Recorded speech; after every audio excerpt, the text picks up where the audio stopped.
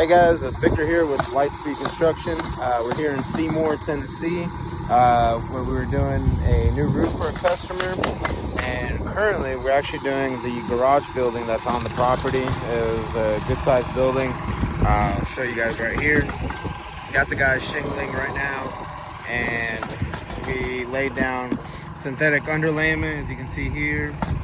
Valley's got ice and water shield right here. Got some on the other side as well. Guys are laying down the starter shingles and laying down the new shingles. We did Owens Corning State Gray. You can see right here the guys have good pattern going right here. I want to make sure that's all good to go.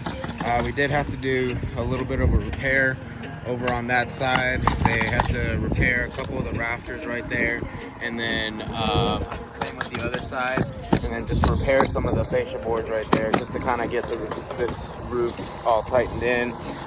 We cut in the new ridge vent right here.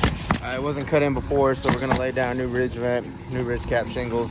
And then right across over there, that's the house that we finished up yesterday.